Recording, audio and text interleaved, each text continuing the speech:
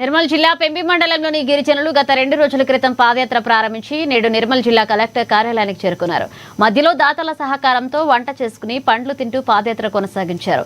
నిర్మల్ జిల్లా పెంబి మండలం నీతి ఆయోగ్ కింద ఎన్నికై కలెక్టర్ అవార్డు అందుకున్నారు.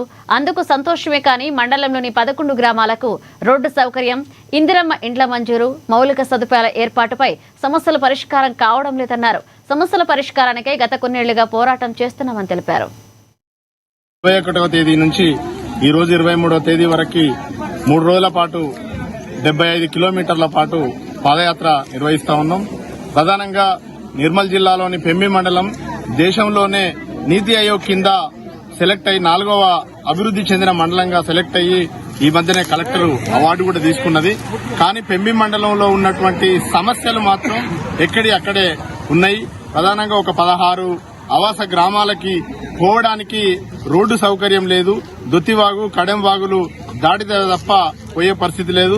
ఇంకొక నెల రోజులైతే వాళ్ళకి బయటి ప్రపంచానికి మొత్తం సంబంధాలు కట్టేటువంటి పరిస్థితి, వాగు దాటే పరిస్థితి లేదు. దాంతో గర్భిణీ స్త్రీలు కావచ్చు, వృద్ధులు కావచ్చు, అదేవిధంగా ఏదైనా రోగాలు వచ్చినప్పుడు చనిపోయే ప్రమాదాలు ఎక్కువ ఉన్నాయి. ఈ 16 గ్రామాలకి ఉపయోగపడే విధంగా దొత్తివాగు మీద, కడెంవాగు మీద బ్రిడ్జి నిర్మాణం చేయాలనేది ఒక ప్రధానమైన డిమాండ్ చేస్తా ఉన్నాం. అదే రకంగా ఇవాళ ఆ గ్రామాలలో ఇందిరమ్మ ఇండ్లు శాంక్షన్ అయినాయి, రెవెన్యూ డిపార్ట్మెంట్ శాంక్షన్ చేసింది. కానీ అక్కడ ఉన్నటువంటి ఫారెస్ట్ డిపార్ట్మెంట్ వాళ్ళు ఇందిరమ్మ ఇండ్లను కన్స్ట్రక్షన్ కాకుండా ఆపివేస్తాను. ఇది సరైంది కాదు.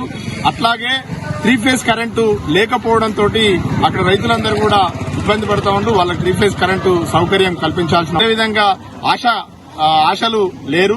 దీంతో వైద్యం సకాలంగా అందడం లేదు. చిన్నపిల్లలకి పౌష్టిక